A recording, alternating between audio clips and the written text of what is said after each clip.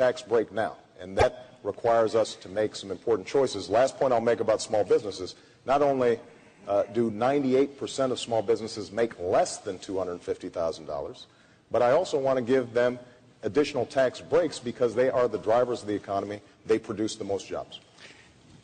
You know what Senator Obama ended up his conversation with Joe the plumber? We need to spread the wealth around. In other words, we're going to take Joe's money, give it to Senator Obama, and let him spread the wealth around. I want Joe the plumber to spread that wealth around. You told him you wanted to spread the wealth around. The whole premise behind Senator Obama's plans are class warfare. Let's spread the wealth around. I want small businesses, and by the way, the small businesses that we're talking about that would receive an increase in their taxes right now. Why would you want to increase anybody's taxes right now? Why would you want to do that? Anyone in America. When we have such a tough time, when these small business people like Joe the plumber are going to create jobs unless you take that money from him and spread the wealth around. Okay, I'm not going to. Sure. We're not going to do that in my administration. If I can answer the question. Number one, I want to cut taxes for 95% of Americans. Now, it is true that my friend and supporter Warren Buffett, for example, could afford to pay a little more in taxes. We're talking about Joe the plumber.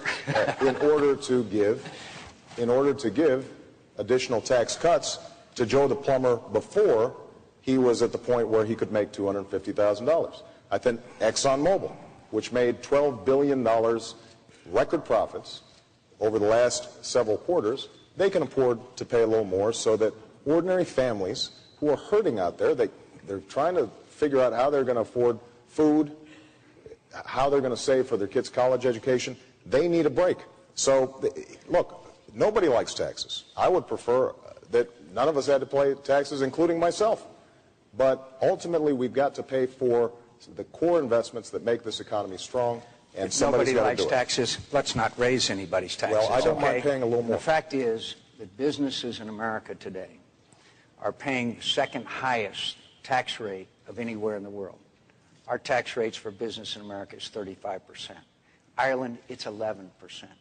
Where are companies going to go where they can create jobs and where they can do best in business? We need to cut the business tax rate in America. We need to encourage business now. Of all times in America, we need to cut people's taxes. We need to encourage business, create jobs, not spread the wealth around. All right, let's go to another topic. It's related, so if you have other things you want to say, you can get back to that. This question goes to you first, Senator Obama. We found out yesterday that this year's deficit will reach an astounding record high, $455 billion. Some experts say it could go to $1 trillion next year. Both of you have said you want to reduce the deficit, but the nonpartisan Committee for a Responsible Federal Budget ran the numbers on both of your proposals, and they say the cost of your proposals, even with the savings you claim can be made, each will add more than $200 billion to the deficit. Aren't you both ignoring reality? Won't some of the programs you're proposing have to be trimmed, postponed, even eliminated? Give us some specifics on what you're going to cut back. Senator Obama. Well, first of all, I think it's important for the American public to understand that the $750 billion rescue package, if it's structured properly, and as President I will make sure it's structured properly, means that ultimately taxpayers get their money back. And that's important to understand. But there is no doubt that we've been living beyond our means, and we're going to have to make some adjustments. Now, what I've done throughout this campaign is to propose a net spending cut. I haven't made a promise about... Cut some of these programs, sir. Absolutely. So let me get to that. What I want to emphasize, though, is that I have been a strong proponent of pay-as-you-go. Every dollar that I've proposed an additional cut so that it matches. And some of the cuts, just to give you an example, we spend $15 billion a year on subsidies to insurance companies. It doesn't, under the Medicare plan, it doesn't help seniors get any better. It's not improving our health care system. It's just a giveaway. We need to eliminate a whole host of programs that don't work. And I want to go through the federal budget line by line, page by page. Programs that don't work, we should cut. programs that we need, we should make them work better. Now, what is true is that Senator McCain and I have a difference in terms of the need to invest in America and the American people. I mentioned health care earlier.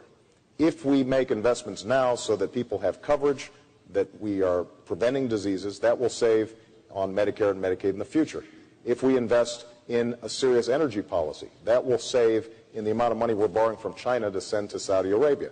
If we invest now in our young people and their ability to go to college, that will allow them to drive this economy into the 21st century. But what is absolutely true is that once we get through this economic crisis and some of the specific proposals to get us out of this slump, that we're not going to be able to go back to our profligate ways. And we're going to have to embrace a culture and an ethic of responsibility, all of us, corporations, the federal government, and individuals out there who may be living beyond their means.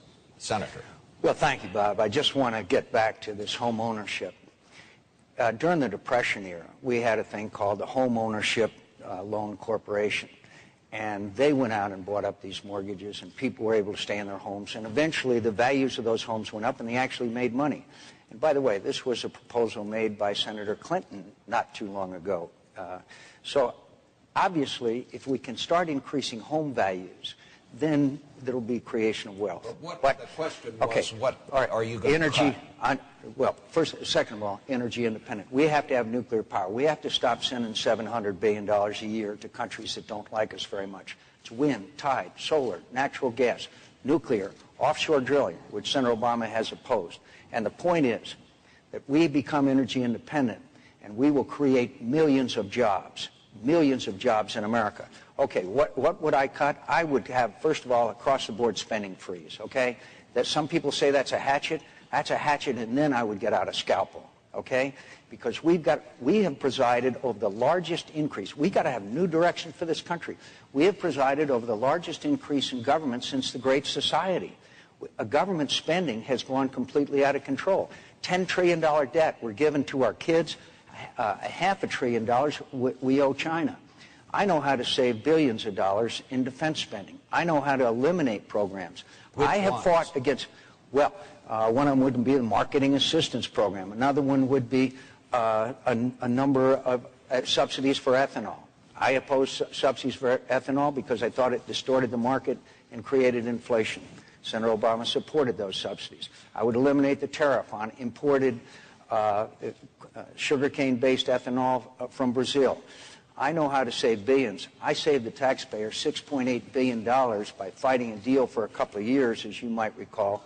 There was a sweetheart deal between an aircraft manufacturer, DOD, and people ended up in jail. But I would fight for a line item veto, and I would certainly veto every earmarked pork barrel bill. Senator Obama has asked for nearly $1 billion in pork barrel earmarked projects, including $3 million for an overhead projector in a planetarium in his hometown. That's not the way we cut. We'll cut out all the pork. Time's up. Well, look, I think that we do have a disagreement about across-the-board spending freeze. It sounds good. It's proposed periodically. It doesn't happen. And, in fact, an across-the-board spending freeze is a hatchet. And we do need a scalpel because there's some programs that don't work at all. There's some programs that are underfunded. And I want to make sure that we are focused on those programs that work.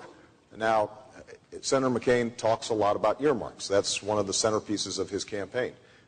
Earmarks account for 1/2%